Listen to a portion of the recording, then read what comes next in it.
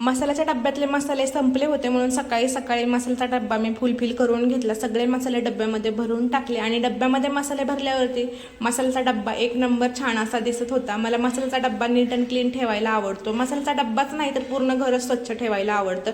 मला ते रदाळेपणा आळशीपणा बिलकुल अजिबात आवडत नाही। तर इकडे मी लसूण सोलायला घेतलेला होता। म्हटलं आज थोडंसं भडण बनवावं, तर लसूण सोलेपर्यंत पिल्लूच्या पप्पांनी रात्रीच्या राईसला फोडणी दिली। म्हणजे रात्रीचा राईस होता तर त्याला मसाले भात बनवून टाकला। आज नाश्ता पिल्लूच्या पप्पांनीच बनवला। त्यानंतर चहा वगैरे घेतला, पिल्लूला शिरा चारला आणि नंतर स्वयंपाकाला लागले।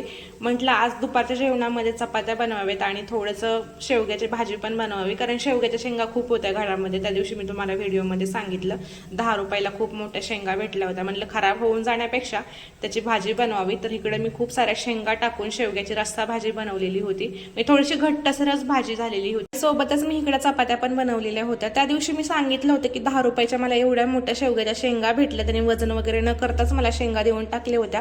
तर माझ्या डोक्यामध्ये असा विचार होत होता की शेवग्याची भाजी चांगली होईल का नाही, त्या शेवग्याला टेस्ट वगैरे असेल का नाही। पण ज्यावेळेस मी ही भाजी बनवली ना तर खूप छान अशी भाजी झालेली होती।